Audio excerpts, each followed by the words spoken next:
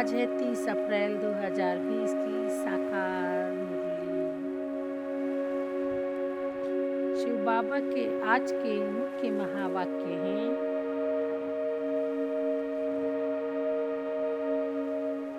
अभी तुम ऐसे नहीं कहते हो, तुम जानते हो हमको ऊंच से ऊंच बाप मिला है।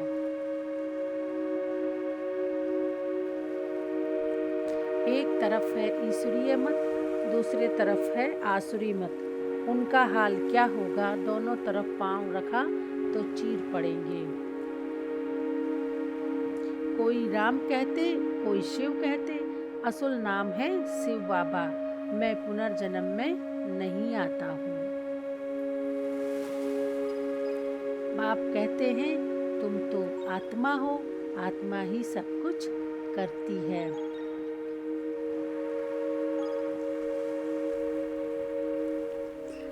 बाप का बनने से माया और ही खातरी करती है, देह अभिमान आ जाता है। शिव बाबा से ही भी मुंह फेर लेते हैं। माया एकदम नाक से पकड़ उड़ा देती है। कदम कदम श्रीमत पर चलें तो कदम में पदम है। अब सुनिए ईश्वरीय महावाक्य विस्तार से। मीठे बच्चे, बाप की श्रीमत तुम्हें सदा सुखी बनाने वाली है, इसलिए देहधारियों की मत छोड़ एक बाप की श्रीमत पर चलो। आज का प्रश्न है, किन बच्चों की बुद्धि का भटकना अभी तक बंद नहीं हुआ है? उत्तर है, जिन्हें ऊंच ते ऊंच बाप की मत में व ईश्वरीय मत में भरोसा नहीं है, उनका भटकना अभी तक बंद नहीं हुआ। बाप में पूरा निश्चय न होने के कारण दोनों तरफ पांव रखते हैं। भक्ति, गंगा स्नान आदि भी करेंगे और बाप की मत पर भी चलेंगे। ऐसे बच्चों का क्या हाल होगा? श्रीमत पर पूरा नहीं चलते, इसलिए धक्का खाते हैं। गीत है इस पाप की दुनिया से। ओम शांति। बच्चों ने यह भक्तों का गीत सुना। अभी तुम ऐसे नहीं कहते हो, तुम जानते हो हमको ऊंच ते ऊंच बाप मिला है। वह एक ही ऊंच ते ऊंच है। बाकी जो भी इस समय के मनुष्य मात्र हैं, सब नीच ते नीच हैं। ऊंच ते ऊंच मनुष्य भी भारत में यह देवी देवताएं ही थे। उन्हों की महिमा है सर्वगुण संपन्न। अब मनुष्यों को यह पता नहीं है कि इन देवताओं को इतना ऊंच किसने बनाया। अभी तो बिल्कुल ही पतित हो पड़े हैं। बाप हैं ऊंच ते ऊंच। साधु संत आदि सब उनकी साधना करते हैं। ऐसे साधुओं पिछाड़ी मनुष्य आधा कल्प भटके हैं।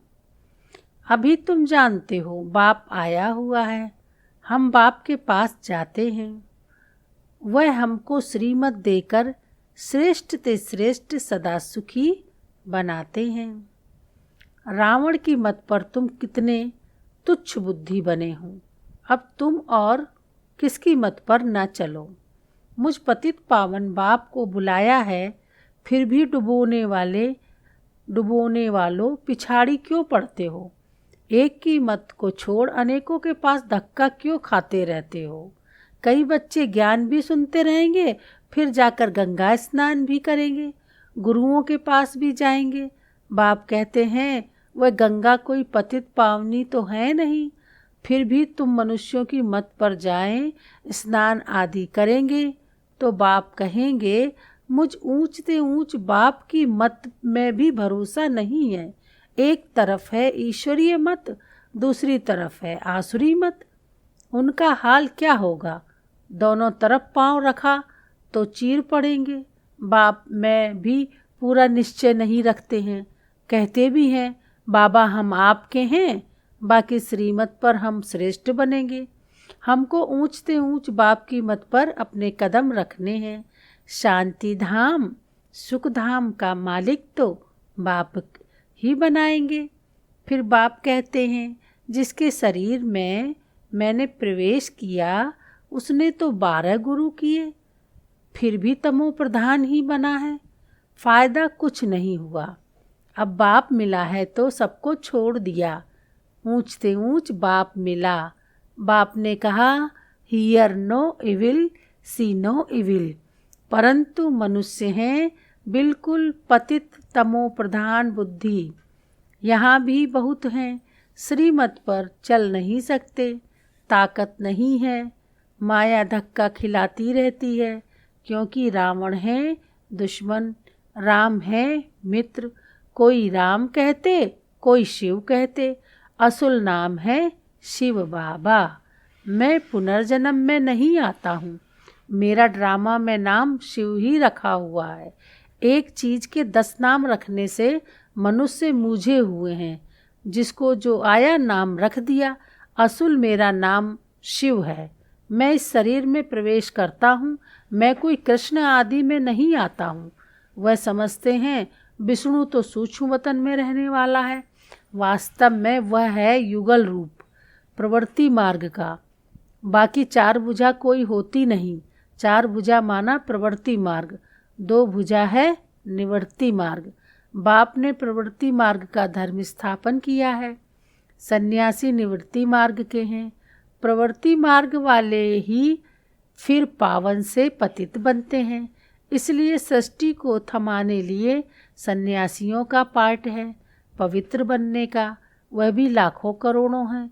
मेला जब लगता है तो बहुत आते हैं, वह खाना पकाते नहीं हैं, गृहस्थियों की पालना पर चलते हैं। कर्म संन्यास किया, फिर भोजन कहाँ से खाएं, तो गृहस्थियों से खाते हैं। गृहस्थी लोग समझते हैं यह भी हमारा दान हुआ, यह भी पुजारी पतित था, फिर अभी श्रीमत पर चल पावन बन रहे हैं, बाप से बरसा लेने का पुरुषार्थ कर रहे हैं। तब कहते हैं फॉलो फादर करो। माया हर बात में पछाड़ती है। देह अभिमान से ही मनुष्य गफलत करते हैं। भल गरीब हो व साहूकार हो, परंतु देह अभिमान जब टूटे ना, देह अभिमान टूटना ही बड़ी मेहनत है। बाप कहते हैं तुम अपने को आत्मा समझ देह से पाठ बजाओ। तुम देह अभिमान में क्यों आते हो? ड्रामा अनुसार देह अभिमान में भी आना ही है। इस समय तो पक्के देह अभिमान बन पड़े हैं। बाप कहते हैं तुम तो आत्मा हो, आत्मा ही सब कुछ करती है।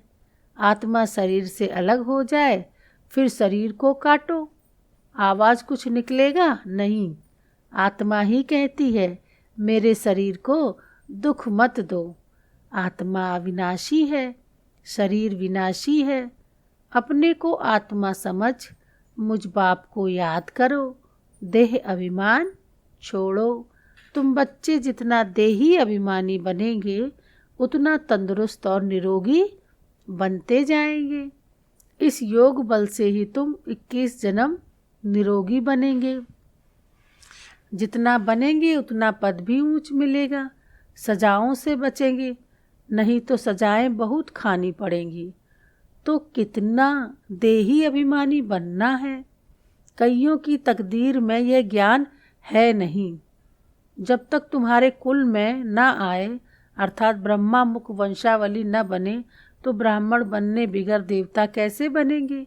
भल आते बहुत हैं, बाबा बाबा लिखते अथवा कहते भी हैं, परंतु सिर्फ कहने मात्र से 1-2 चिट्ठी लिखी फिर गुम, वह भी सतयुग में आएंगे।